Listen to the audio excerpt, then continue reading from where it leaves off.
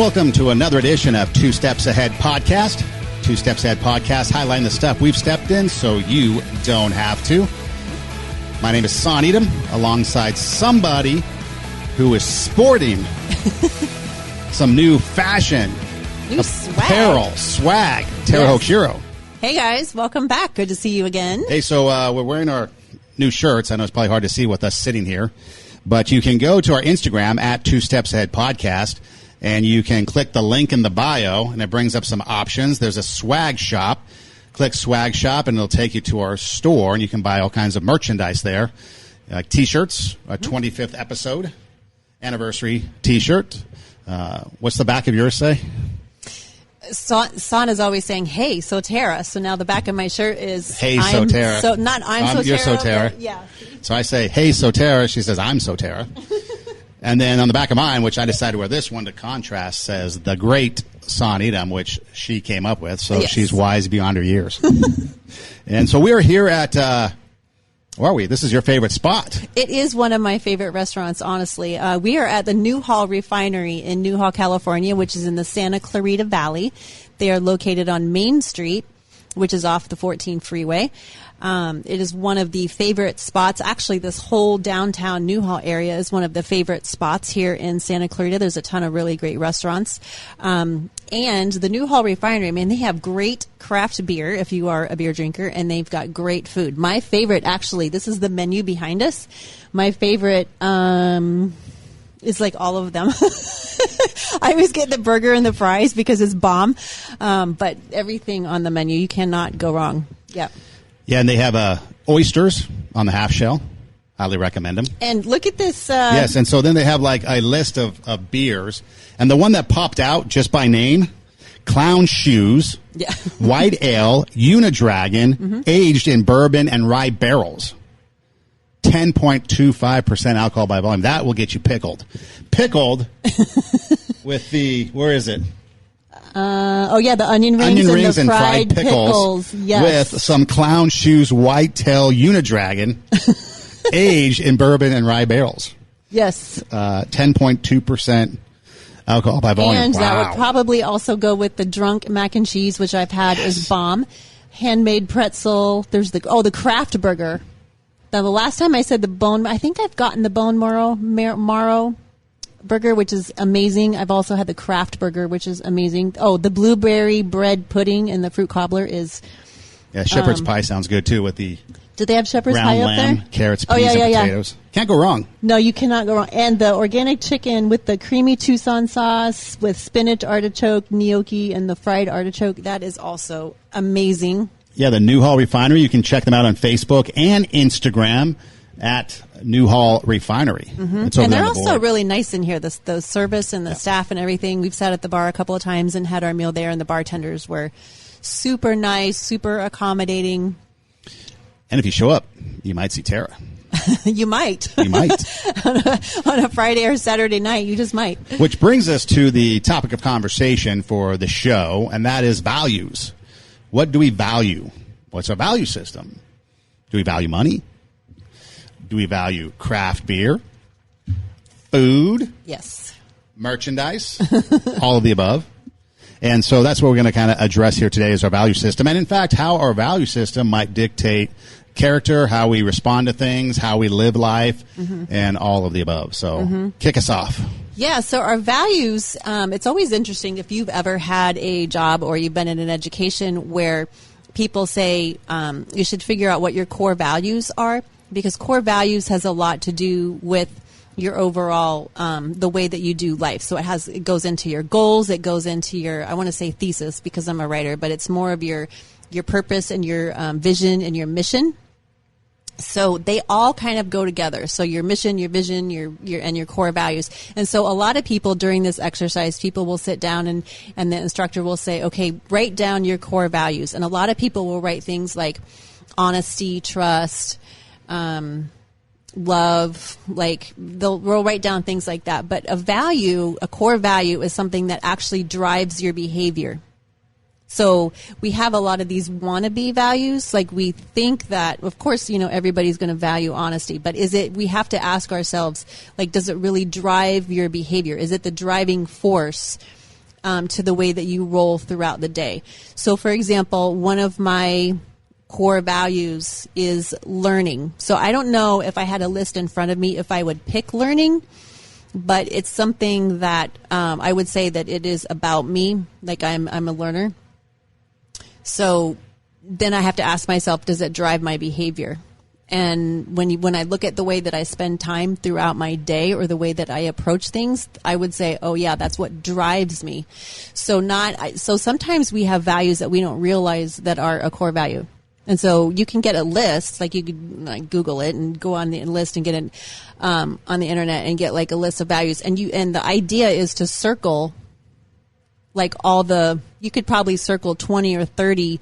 Oh yeah, I agree with that. I agree with that. Yeah. But then once you get your 20 or 30, then you have to go back and ask yourself, is that how I roll throughout my day? Like, do I use honesty as the driving force? Is that what drives my behavior? Or like some people are perfectionists, and so they need to have everything in their house just exactly. Everything has to be put away. Everything's immaculate. Everything's spotless. So they might not value perfectionism as something that they aspire to be, but that's what they are. Like that's what drives their behavior during the day to make sure everything's put away, is that they value perfectionism. So it's kind of an interesting. Have you ever done any of those exercises, or have you ever thought about like what drives your behavior? Yeah, I've thought about what has driven my behavior, what drives it, and let me ask you this before I get into it: how much does my perfection for the backdrop drive you nuts? Oh my God, it's like the bane of my existence. Usually, so can I just tell you? Go ahead. We're on location today, so it's not an issue, thank God. But every time we record and we put the normal backdrop, so there's like an air conditioner in the room, there's a ceiling fan in the room. If this curtain is like 1/2 of 1 centimeter crooked, or if it's blowing, it could be 100 degrees that he doesn't care. If it's blowing or if it's crooked, or we spend 20 minutes. And so my job's like hanging up the curtain. His job is plugging everything in. I'm like, okay, does it pass your inspection? No, over here. I'm like, okay. Does it pass your inspection now? No. Does it pass your because I value the way the show looks, and that drives my behavior, and you get the brunt of it. Yes, and my value is not being hot. These lights that we have studio lights here. I don't want to be hot while we're filming. And so I'm like, please leave the air conditioner and the fan on. And he's like, no, because it moves the curtain, and then you can't. Yeah. But because of compromise, there have been times we've left it on so you can see a wave in the backdrop. But yeah, so in that case, something like that, value of perfection on the way a show looks, in case like our show, that would drive me. Through this pandemic, one of the things that I've been trying to do is further our show, because not only for ourselves, but I think it's also something that could benefit other people. In fact, we've had a guy on TikTok one time post something that he heard you say, yes, and it resonated with him, and he talked about it on TikTok. So we think not only does it fun for us and benefit us, but so that drive to try to continue this through the pandemic, not shut down, has been a resource maybe for people. So your value, I would say, in that scenario is success. Like you just keep moving forward, and you want to be successful. That's also success. So like there's like 200. Like you could get a list of like 200 values, core values. That would be the other thing I value, which I think kind of drives me, is kindness, because I do think 99% of the time, minus the 1% I'm on the freeway that is now getting more congested as the days go by. It is. And it was very full the other day. I try to at least live that way. Think of, we talked about before, put myself in that person's shoes and walk, and what would it be like? And so sometimes I have to pull back. Other times I might let loose. So especially in this nutty day and age of people and their nuttiness. So that's another thing. I try to look at people. We talked one time about, how, supporting that person, whether or not you agree or disagree with them, and so that's the type of thing that I try to do.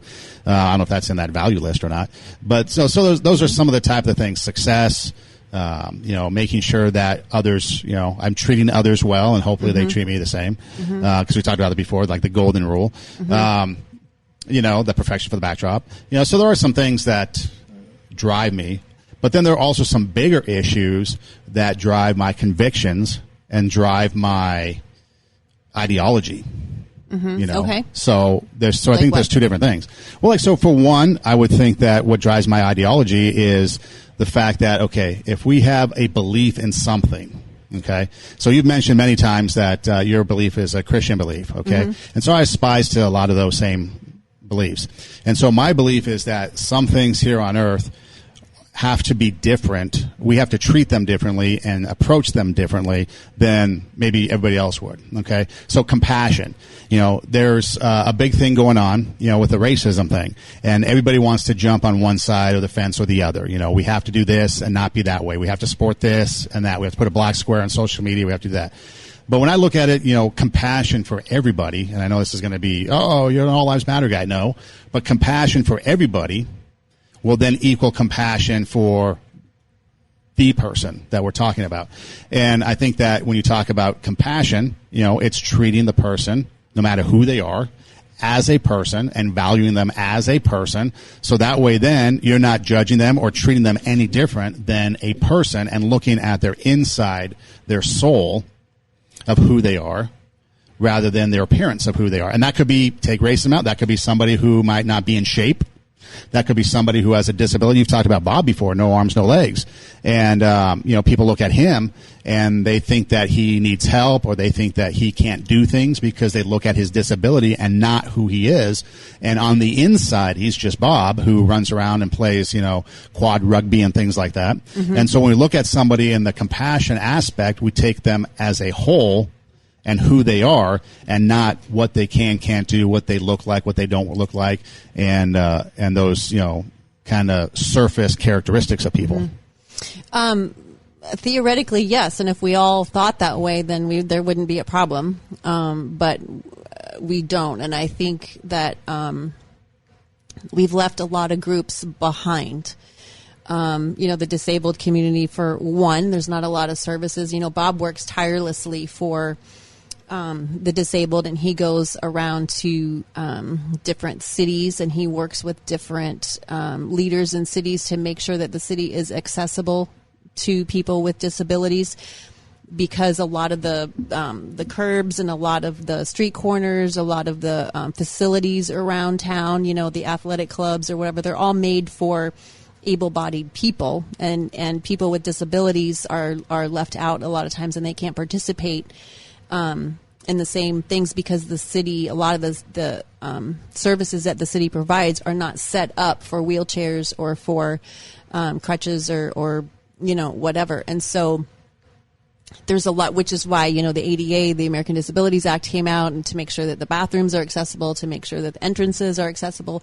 There's a lot of work being done in that area because we don't treat everybody. And and I've heard of a lot of businessmen who say, I'm just not going to do it. I'm just not going to go that expense. They don't care that their bathroom isn't regulated or that it's not, accessible because it costs a lot of money, and they just don't want to, do the upgrades. And so, the reality, and the whole, the Black Lives Matter thing is that you look at the documentary 13th on Netflix, there's tons of books and documentaries, but to see how the system has just, systemically has just over and over and over all these years. It's a very well done, very well documented documentary.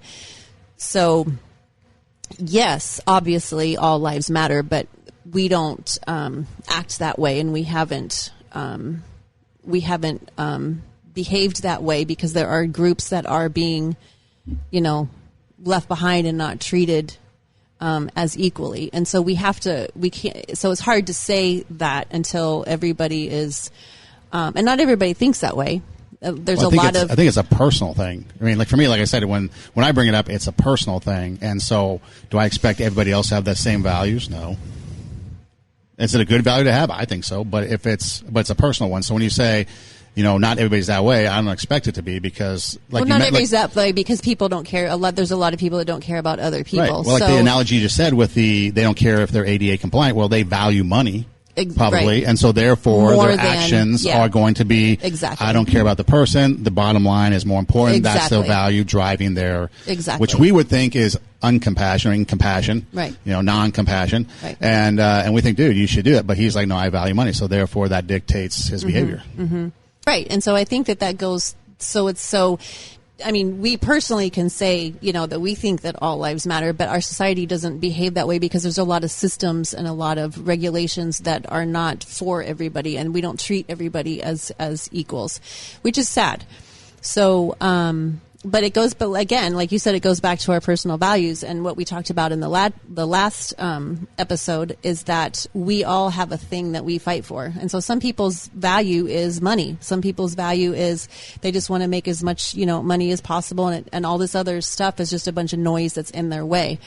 So we have to, understand where people are coming from and kind of, work together, because a lot of people, have values that are like, there's positive, what we would say is a positive value and a negative value, right? So if someone is selfish, but that's what they value. They value themselves, narcissists and, all that. They want to take care of themselves. That's a value.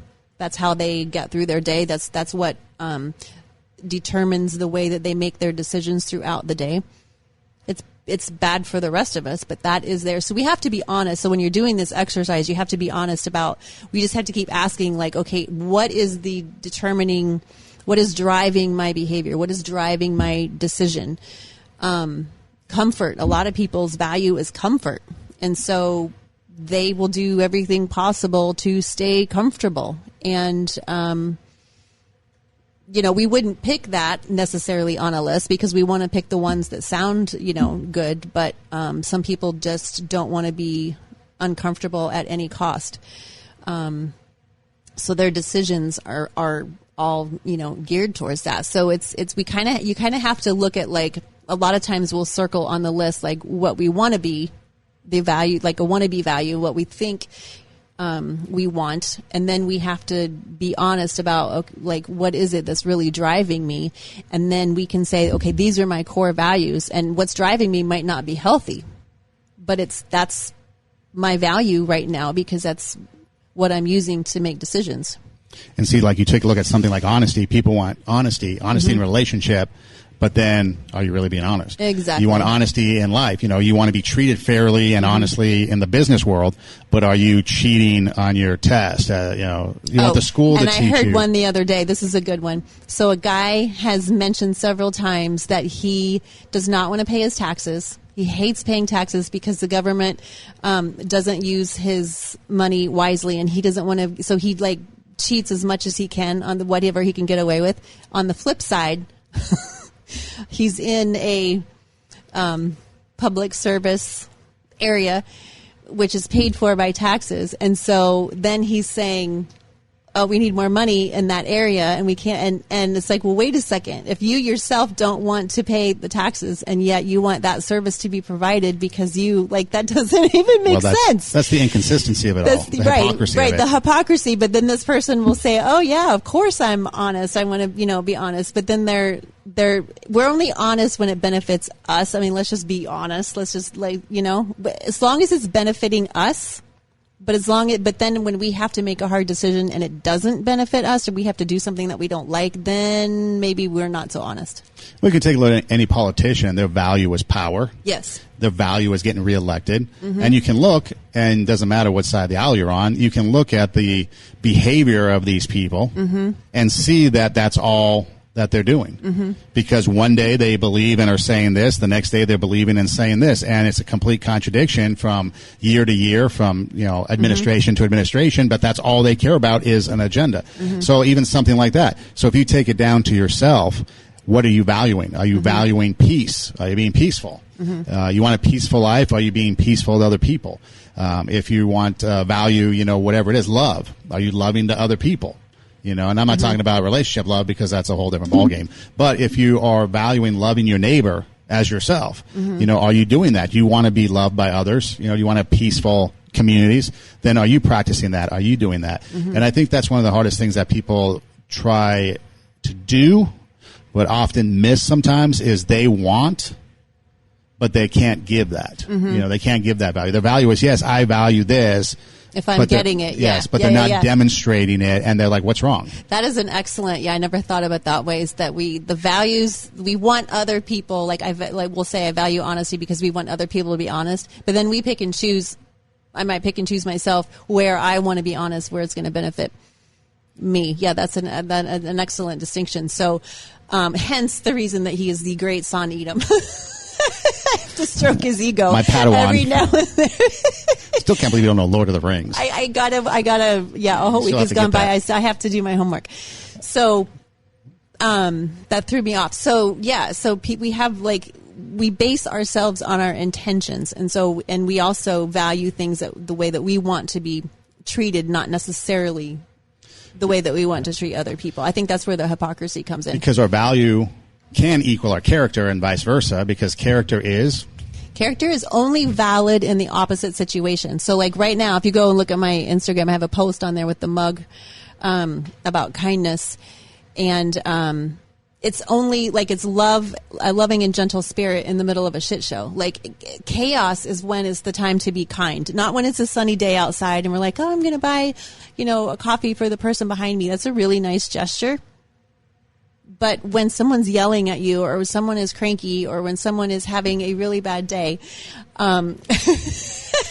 are we going to use kind words to them? Are we going to treat them with respect and with dignity? And the people that's what we don't think about, is that character is only valid.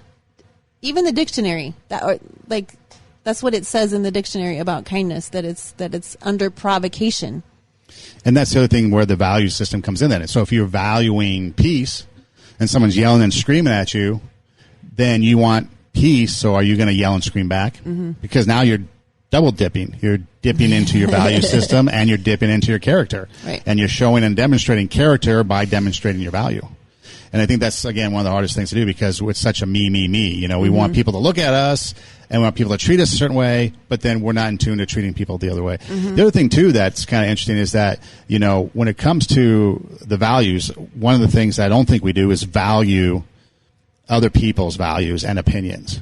Okay. Mm-hmm. So if we had a value where it's like, okay, I respect, like we do, because I hear it all the time, I respect other people's opinions, but then it's like, you bring up anything and all of a sudden they're attacking it. Okay. Mm-hmm. So it's the example, the intolerance in the name of tolerance. Okay.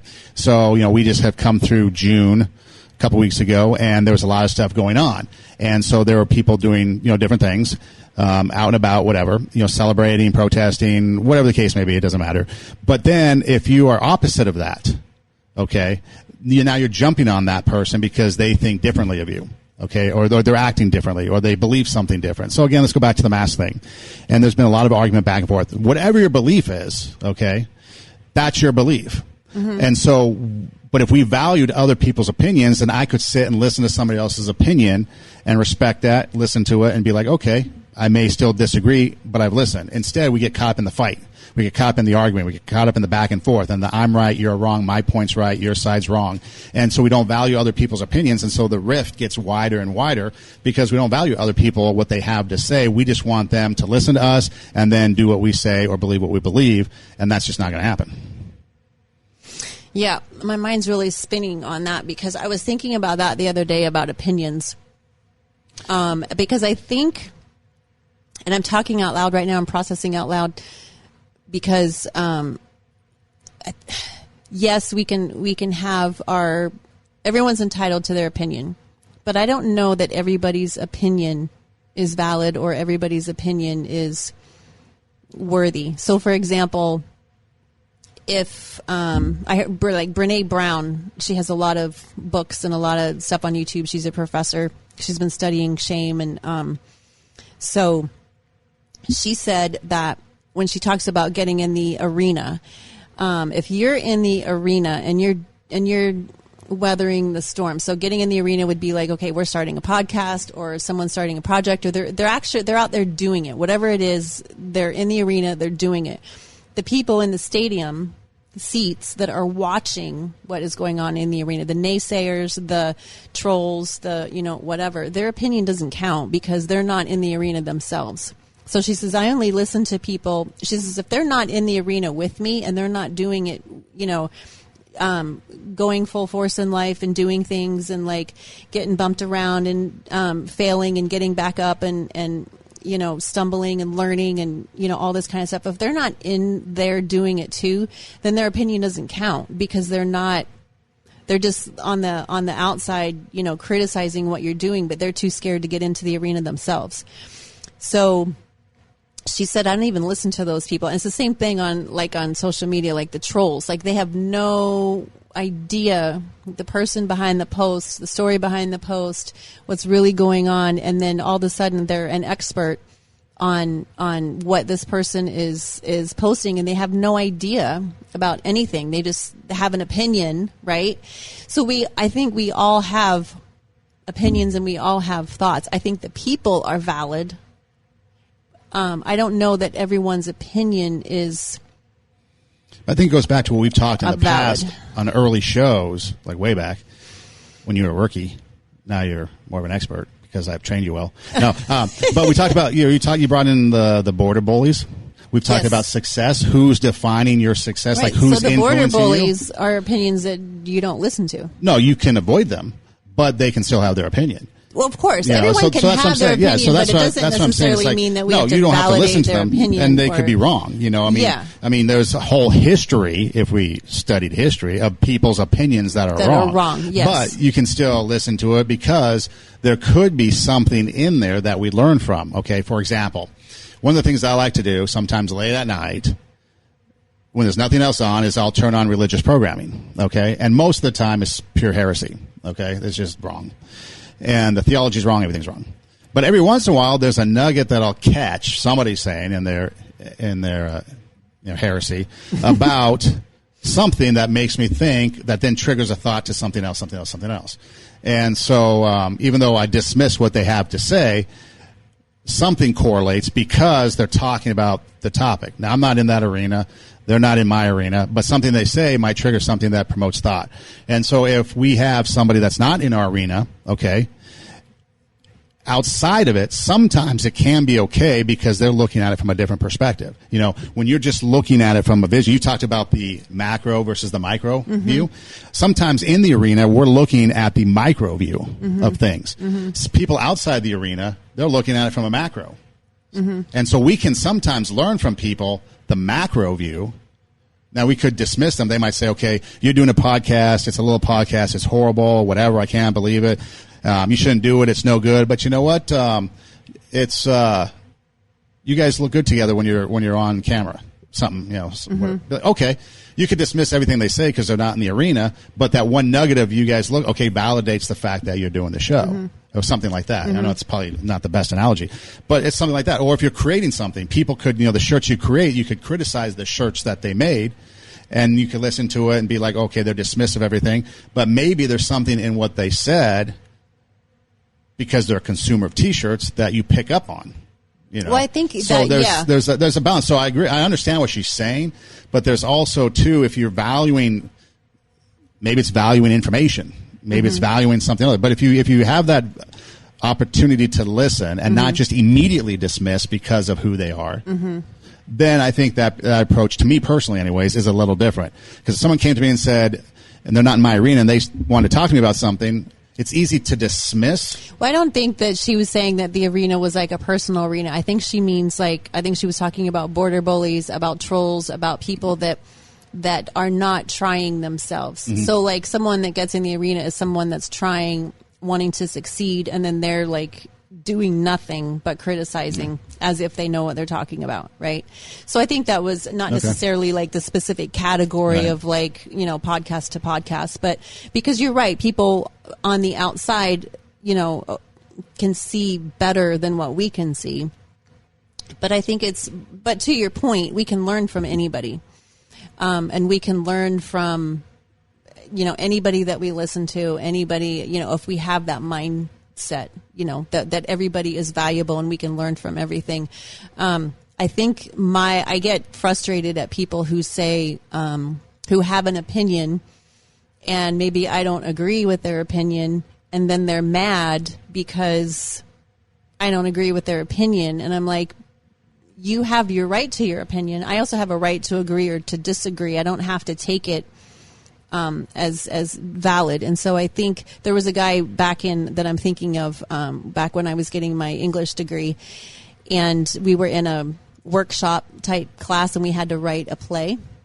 And this guy wrote a play that was very salacious. Like people write things just because just because they can, right? So there was a lot of I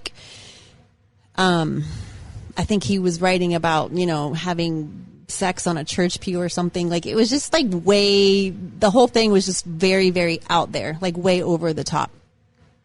And he thought that because he wrote this play that people were going to, it's an automatic exception, and the rest of the class, nobody liked it. So, he was offended because he wrote it, therefore people, should like it. And it's and then he was offended, there was somebody else that did a play and it was on production and it was going to be at this playhouse.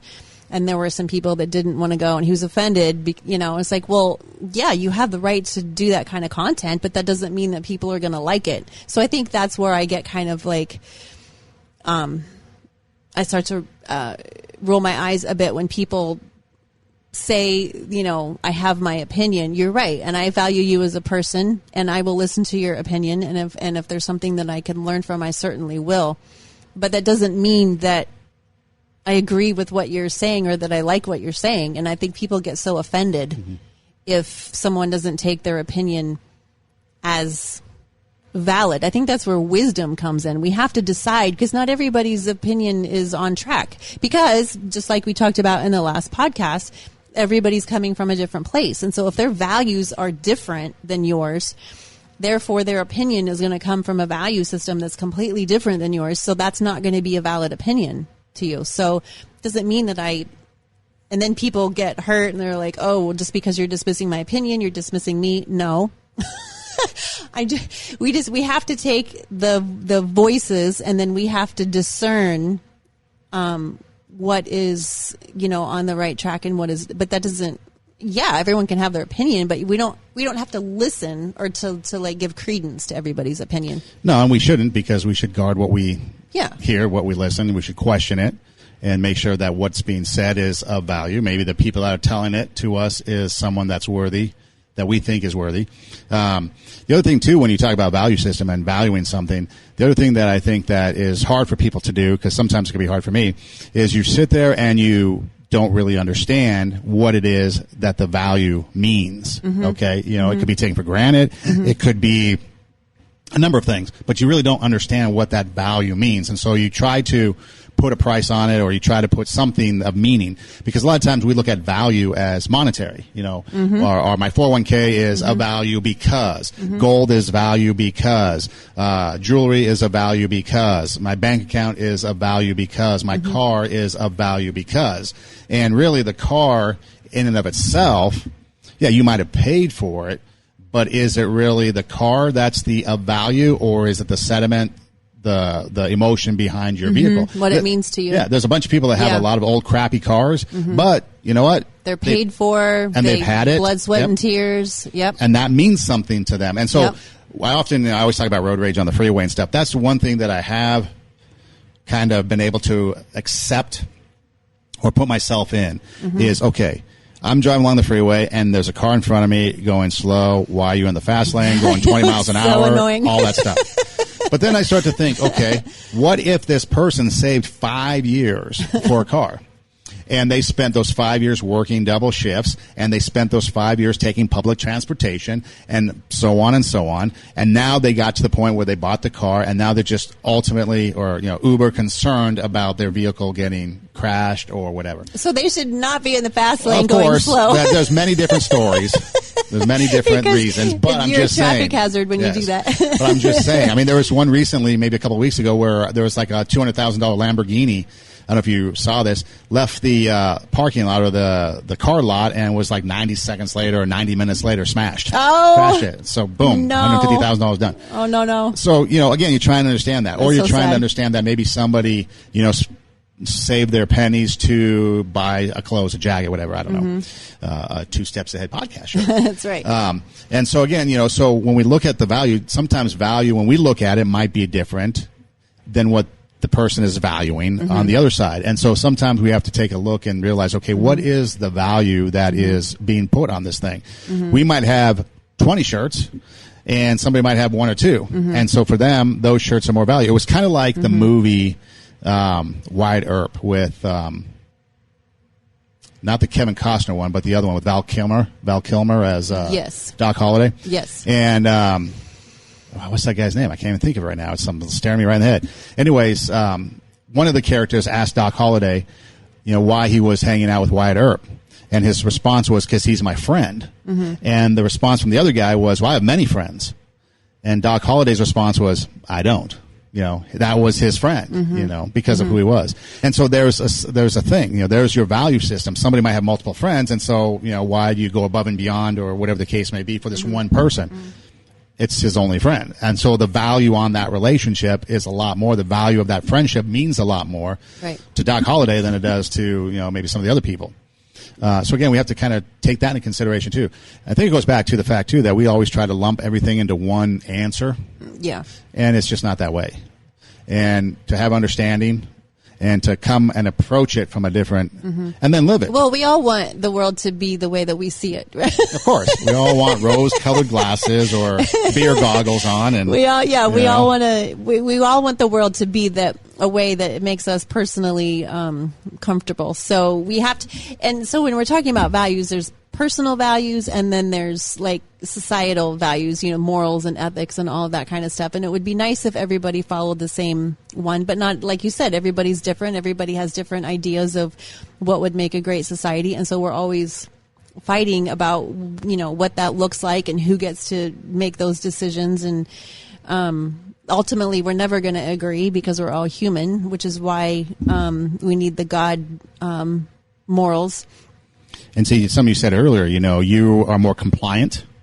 Yeah. And I might be more of a push the limit. A rebel, yes. Yeah. But see, the balance there then is what keeps us kind of in the middle. Because if everybody was compliant, then we'd have a bunch of Stepford wives running around. If everyone was a rebel or whatever, then we'd have Chop or Chaz or whatever it is, and just which pure finally, anarchy. Thankfully, has been dismantled. But you'd have complete anarchy. So, having the balance is a good thing. But like you said, it ultimately goes back to the heart.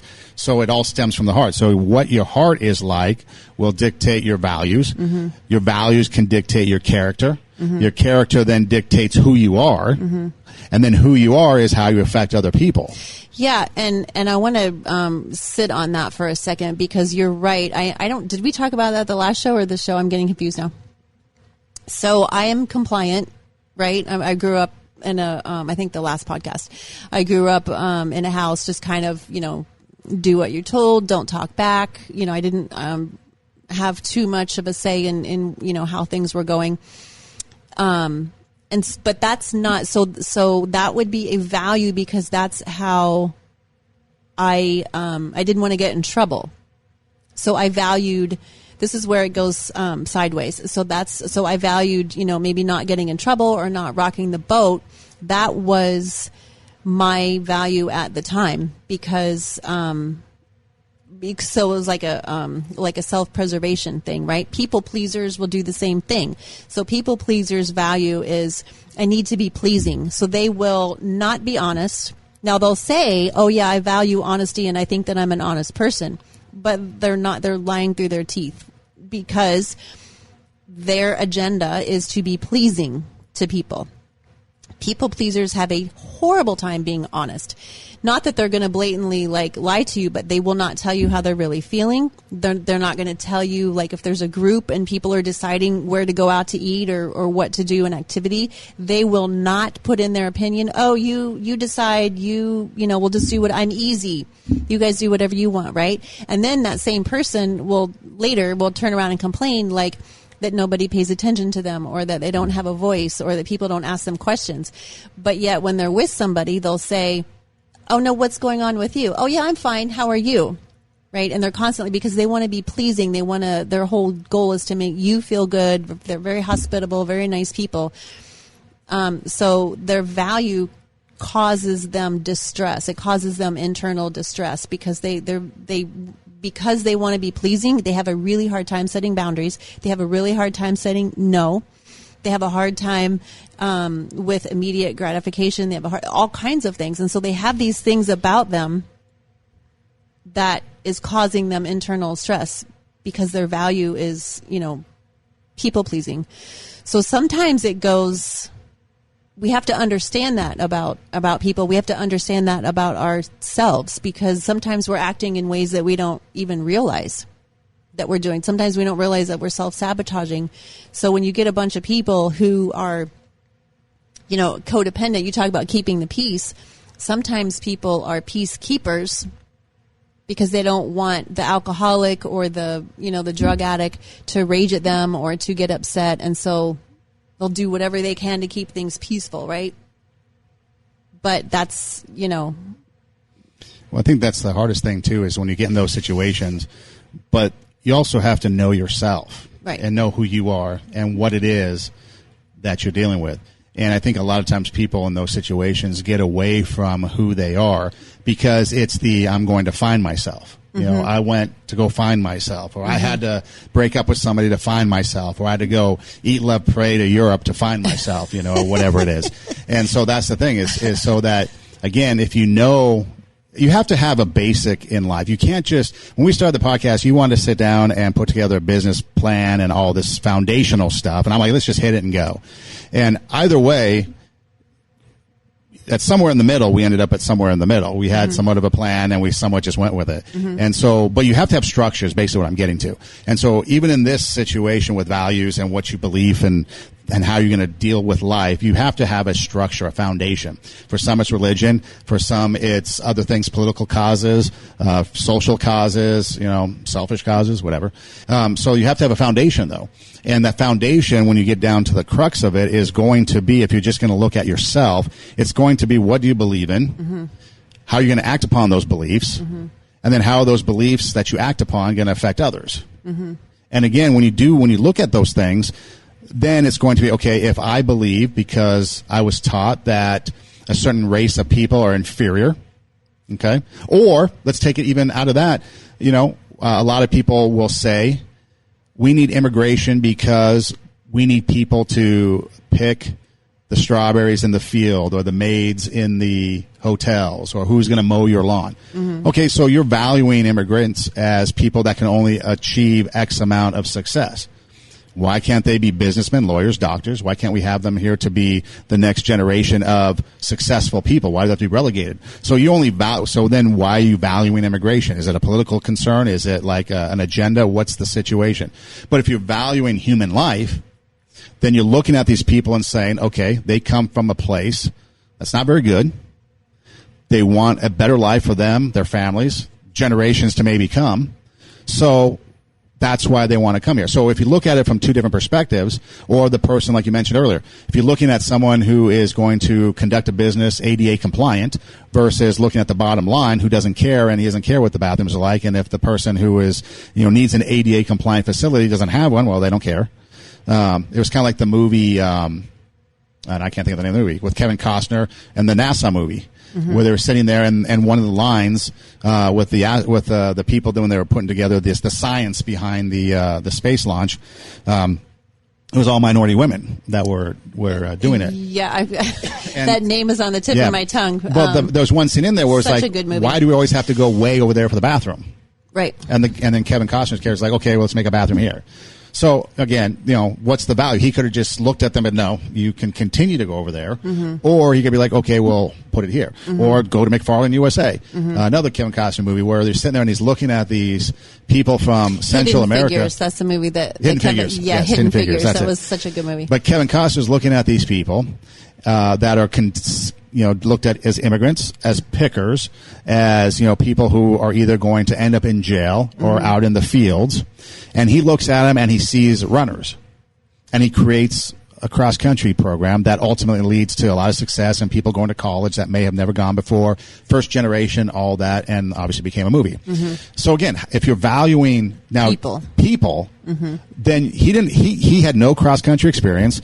He had no money really to do this. So he wasn't in it for himself, but he saw value in other people and saw an opportunity to make a difference and went with it.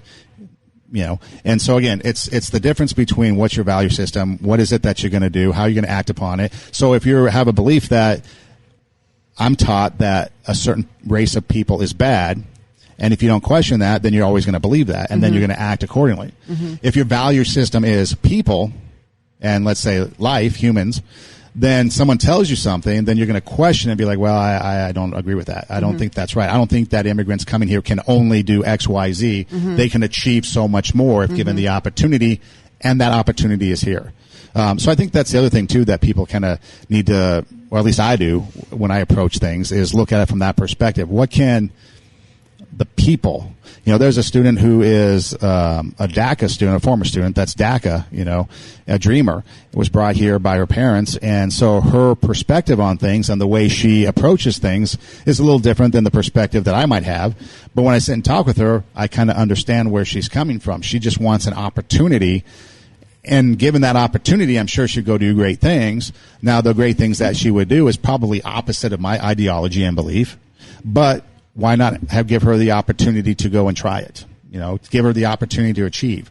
Again, looking at life that way, for me, I would disagree with everything she has to say, pretty much ideology-wise. But is it fair to give her the chance? I would think so. Is it fair to give her the opportunity? I would think so, because that's a value in my life versus just, hey, I don't care if there's no ADA compliant bathroom, just suck it up, or hey, the bathroom's way over there, just go deal with it. Well, I think that's why we are in some of the situations that we are right now in the United States, because people are valuing their bottom line more than they're valuing people. They're valuing their lifestyle more than they're valuing philanthropy or helping out other people. They're valuing their own, just their own life situation more, than helping other people. So, there was a guy who said to me one time, he was questioning me about service. I don't remember what his comment was because it was a long time ago, but he was questioning me kind of like in a not derogatory, but just kind of, I don't know if he was talking smack or I'm not really sure. But he was talking about charities and, about donating and about volunteer. Oh, I know what it was. He was talking about how something about the homeless, about there's not enough policies for the homeless, or the homeless are in the way and they're clogging up the streets and they don't want to work. And he was just, kind of going on and on, and somebody needs to help them and somebody needs to come policies, or whatever. And, so I told him a little bit about what we, do personally, but he was kind of still, going on and on. And so then I said to him, well, what charities do you support? Either with your time or with your money. And then he was quiet. So I think that's what Brene Brown was talking about being in the arena. That's a good example of what she was talking about. So this guy sees problems and sees the people who are trying to help the problem and is critiquing them and criticizing them and judging them. But then he himself is not doing anything with any charity or any volunteer work whatsoever. That's right. So that he didn't even, so that's kind of we have to understand that there are people who value, their own stuff more than other stuff. And then people don't get treated fairly in the meantime, right? Well, that is the value of self is the biggest thing that people value. Yeah. And that, as you can see, dictates their behavior towards other people. Right. And we all value self. We all want to achieve. We all want that. And so that's not necessarily a bad thing. But if we value ourselves too much, like in a commodity, the commodities market, which I know nothing about, except for the fact that there are certain indicators that dictate what's of value today and why it's of value versus tomorrow. Speculation of the future, all that formula equals value. So if you're just valuing yourself and that's it, eventually that commodity is going to drop and bottom out and you're going to be worth nothing. If you're valuing yourself, but you also have value for all these other things, then together the market is up and things are going to be better on a whole. Well, that's like the verse that we talked about a couple episodes ago, value other people as much as you treat others the way that you treat yourself, because we treat ourselves pretty good. we pamper ourselves. We make sure that we're comfortable. We got the air conditioning. Like, we do everything to make sure that we personally, are, taken care of. And so but we don't necessarily do that for other people. No, I think that's a conscious effort. That's the other thing. It's kind of like sometimes in life, I don't know if you've ever done this, but you're driving in your car and then all of a sudden you're like, oh, how did I get here? The whole drive was kind of, you're oblivious to it because you're whatever. I think sometimes we do that in life. We just kind of go and we coast, and then next thing you know, down the road, we're like, wait, how did I get here? And what have I been doing? And we have to make a conscious effort in some of these things, because sometimes the value that we have is going to be against, or the value that we should have is going to be against what is inherent in us. Okay? Right. Sometimes we have values that take us in a direction that we don't realize that we're going, and then we wake up and we're like, whoa, how did I get here? Well, we were valuing, our values were under the radar. They were driving us and taking us off in another direction. So we have to be purposeful about what are our core values and our purpose and our mission. One of the things that I watched, I don't know if it's still on, but it was recent. It was Breaking the Band, and there was all the story about all these bands that were together and then broke up. And like, for example, Journey was one of them. When Steve Perry came on, the band exploded because he just had the talent. And then it got to the point where he valued himself over the rest of the band. And so then the band deteriorated, and eventually it didn't end because it's still ongoing. But fortunately, they found another singer. But things like that happen. The band together as a band, when they value each other, the band is a success. Then they start valuing themselves as an individual, and then the band falls apart. Individualism is like the greatest breaker-upper of everything. Don't be a breaker-upper. Because even as a solo artist, you still need the band behind you. Yes, you do. You still need, no matter what it is, you're going to need somebody there that's more than just you to get whatever it is that's done needs to be done. And so that's why it's important that, again, you want to be able to check who you are. It starts, for me, personally, I would think it starts with the heart. The heart then dictates what your values are, what you think's important, what you're going to, put above others, all that stuff. And then it goes to your character, which is only valid in an opposite situation. And that's the times we're in now. So if you really want to check your character, check your value, get to the heart of the matter, like you mentioned, anger is there's an underlying issue to anger that we talked about. It'll be in the heart somewhere, and that's where you can find it. And that's something that we can check. It's, again, we've mentioned it before. It's, Michael Jackson, the man in the mirror, it starts with him. It starts with her. It starts with the person looking in the mirror, whoever that might be. Even if you're non-binary, you got to look in the mirror, and it starts with you. And if we start to do that, and we start to look at that and take that serious look to who we are, then we can start making the change that we want to if we have the character, have the value, and have the heart to do so. Yes. And so we're... Where are we? Where are we? We are at your favorite place, one of them. One of my favorite restaurants here in the Santa Clarita Valley. We are at Newhall Refinery. They are on Main Street in the city of Newhall in the Santa Clarita Valley.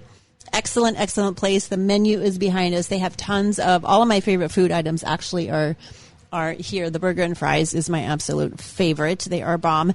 They have great drinks, tons of craft beers. They have a whole list of craft beers on here, so it's a fun place. My personal favorite is the Clown Shoes Whitetail Unidragon, aged in bourbon and rye barrels. 10.25% alcohol by volume. Yes. How do you put that on a label? That's a big label. That's a big label. Clown Shoes Whitetail Unidragon. Yes. So aged. They have a whole list of craft beers here that are a ton of fun. And right now, obviously, in the times that we're in, they are here.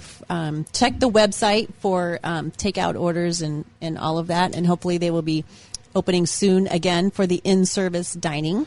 And you can check them out on Facebook and Instagram at Newhall Refinery. So you get updated information there. Newhall Refinery. They are Refinery. excellent. Highly recommend. Thank you for letting us stay here. Yes, absolutely. Thank you so much. We appreciate the opportunity to come out here and broadcast, take the show on the road, the Hysteria Podcast Tour Summer 2020, coming to a city location near you.